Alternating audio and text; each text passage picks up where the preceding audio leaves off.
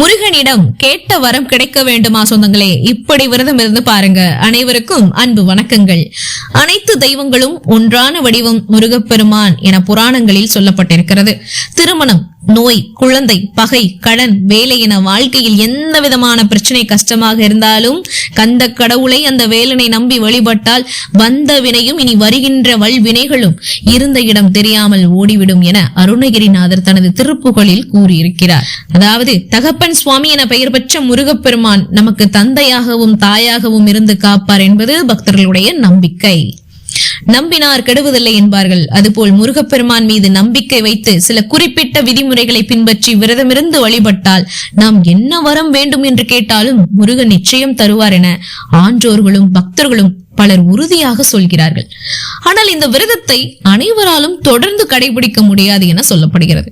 தன்னுடைய அருளுக்கு நீங்கள் தகுதியானவரா என்பதை பரிசோதிக்க முருகப்பெருமான் பல சோதனைகளை தருவாராம்.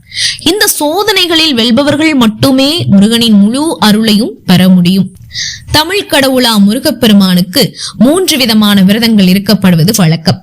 சஷ்டி திதியில் விரதம் இருப்பது திதி விரதம் என்றும், விஷாகம், கிருத்திகை, பூரம் நட்சத்திரங்களில் இருப்பதை நட்சத்திர விரதம் என்றும், செவ்வாய்க்கிழமை தோறும் இருக்கப்படுவதை கிழமை விரதம் என்றும் சொல்வார்கள்.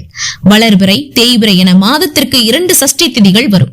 இவற்றில் பிரச்சனைகள் தீர வேண்டும், நோய்கள் தீர வேண்டும் என்கிறவர்கள் தேய்பிறை சஷ்டியிலும், வாழ்க்கையில் முன்னேற்றம் வேண்டும், திருமணம் நடக்க வேண்டும், குழந்தை பாக்கியம் வேண்டும் என்கிறவர்கள் வளர்பிறை சஷ்டியில் விரதம் இருக்கலாம். முருகனுக்கு இருக்கப்படும் மிக நீண்ட விரதம் என்றால் அது ஐப்பசி மாதத்தில் வரக்கூடிய கந்த சஷ்டி விரதம் தான். இது 7 நாட்கள் கடைபிடிக்கப்படும் விரதங்க. இது தவிர முருகனிடம் கேட்ட வரம் கிடைக்க வேண்டும் என்கிறவர்கள் இருக்கக்கூடிய விரதம் ஒன்றும் இருக்கிறது. என்னால் நான் அத்தனை முயற்சிகளையும் எடுத்து விட்டேன், எவ்வளவோ போராடி விட்டேன், இனி என்ன செய்வதென்றே தெரியவில்லை, நான் நினைக்கும் அல்லது வேண்டும் விஷயத்தை எனக்கு நடத்தி கொடு முருகா என முருகனின் பாதங்களை கெட்டியாக பிடித்து கொண்டு வைராகியமாக இந்த விரதத்தை இருந்தால் முருகன் நிச்சயம் நாம் கேட்கும் வரத்தை அருள்வார் என்பது பக்தர்களுடைய நம்பிக்கையாக இருந்து வருகிறது. இந்த விரதம் இருப்பதற்கு பலவிதமான சோதனைகள் வரும். இருந்தாலும் அவற்றை கடந்து இந்த விரதத்தை நாம் இருக்க வேண்டும். 48 நாட்கள் விரதம்.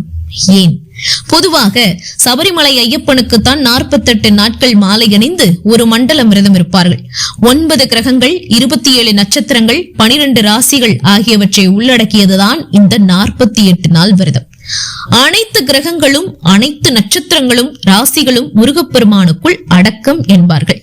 ஆன்மீக ரீதியாக மட்டுமல்ல, அறிவியல் ரீதியாகவும் 48 நாட்கள் விரதம் இருப்பது மிகப்பெரிய பலன்களை தரும் என்று சொல்லப்படுகிறது. எந்த ஒரு விஷயத்தையும் தொடர்ந்து 48 நாட்கள் நாம் விடாமல் செய்து வந்தால் நம்முடைய உடலும் மனமும் அதற்கு பழகிவிடும் என்பார்கள். இதனால் உடல் மற்றும் மனம் ஆரோக்கியம் பெற்று வாழ்க்கை சீராகும் என சொல்லப்படுகிறது. முருகனுக்கு 48 நாட்கள் விரதம் இருக்க துவங்கும் போது ஏதாவது ஒரு வளர்பிறை சஷ்டி, கிருத்திகை, விசாகம் ஆகியவற்றில் இருக்க துவங்கலாம். தினமும் காலையில் எழுந்து குளித்துவிட்டு திருநீர் அணிந்து வீட்டின் பூஜை அறையில் விளக்கேற்றி வைத்துவிட்டு முருகனுக்கு சிவப்பு நிற மலர்கள் சாத்தி வழிபடுங்கள். நைவேத்தியமாக ஏதாவது ஒரு பழம் அல்லது ஏதாவது ஒரு இனிப்பு செய்து நீங்கள் படைக்கலாம். எதுவுமே இல்லை என்றால் 1 டம்ளர் பாலில் சிறிது தேன் கலந்து வையுங்கள். இல்லாவிட்டால் தேனும் தினைமாவும் படைக்கலாம். தினமும் காலையில் கண்டிப்பாக கந்த சஷ்டி கவசம் படியுங்கள். உங்களுக்கு என்ன பிரச்சனை தீர வேண்டுமோ அதற்குரிய திருப்புகழ் பாடலை தினமும் விடாமல் பாராயணம் செய்யுங்கள். தினமும் ஏதாவது ஒரு வேளை மட்டும் உணவேதும் எடுத்துக்கொள்ளாமல் பால் மற்றும் பழம் சாப்பிட்டு விரதம் இருக்கணும். முடியாதவர்கள் 3 வேளையும் சைவமாக சாப்பிட்டு விரதம் இருங்கள். மற்றபடி உங்களின் அன்றாட பணிகளை நீங்கள் செய்யலாம்.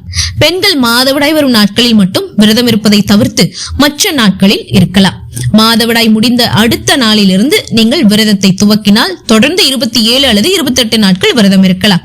அதற்கு பிறகு மீண்டும் மாதவிடாய் முடிந்ததற்கு அடுத்த நாளை 29வது நாளாக கணக்கில் எடுத்துக்கொண்டு விரதத்தை தொடர்ந்து இருக்கலாம். குழந்தை வரம் வேண்டி இந்த விரதத்தை இருப்பவர்கள் விரதம் இருக்கும் 48 நாட்களும் கண்டிப்பாக தாம்பத்தியத்தில் ஈடுபடக்கூடாது. முருகன் அருளோடு கூடிய ஒரு குழந்தை பிறப்பதற்கு உங்களின் மனமும் உடலும் தயாராவதற்கு இந்த 48 நாட்கள் விரதம் உங்களுக்கு அவசியம் தேவை. மற்ற காரணங்களுக்காக இந்த 48 நாட்கள் விரதம் இருப்பவர்களுக்கு இந்த கட்டுப்பாடுகள் கிடையாது. முழு பக்தி சிரத்தையும் நான் வேண்டும் இந்த வரத்தை கண்டிப்பாக நீ கொடுத்தே தீர வேண்டும் என முருகனிடம் பிடிவாதமாக இருந்து இந்த விரதத்தை இருந்தோமே ஆனால் நிச்சயமாக கைமேல் பலன் கிடைக்கும் என அனுபவ ரீதியாக பலனடைந்த பக்தர்கள் பலரும் கூறுகின்றனர். என்ன சொந்தங்களே, முருகனுக்குரிய அந்த 48 நாட்கள் விரதம் உங்களுக்கு மிக முக்கியமான வேண்டுதல் நடந்தே தீரணும் அப்படின்னா இந்த மாதிரியான ஒரு வழிமுறையை கடைபிடியுங்கள். உங்களுக்கு முருகரை ரொம்பவே பிடிக்கும்னா ஓம் சரவண பவாய் நமக்கு கமெண்ட் பாக்ஸ்ல மறக்காம சொல்லிட்டு போங்க. மேலும் நீங்க எந்த முருகர் கோவிலுக்கு இது வரைக்கும் போயிட்டு வந்திருக்கீங்க அப்படின்றத கமெண்ட் பாக்ஸ்ல சொல்லுங்க. அது மட்டும் இல்ல, இந்த வீடியோ நான் ஏற்கனவே சொன்னபடி முருகரை பிடிக்கும்னா லைக் பண்ணிட்டு முருகரை பிடிச்சவங்களுக்கும் ஷேர் பண்ணுங்க. மேலும் இது போன்ற அருமையான ஆன்மீக வீடியோக்களுக்கு நீங்க பண்ண வேண்டியது நம்மளுடைய சேனலை சப்ஸ்கிரைப் பண்ணி சப்போர்ட் பண்ணுங்க. மீண்டும் சந்திக்கலாம் சொந்தங்களே. நமது சந்திப்புகள் அனைத்தும் சந்தர்ப்பமாகும் பொழுது. அதுவரை நன்றி, வணக்கம்.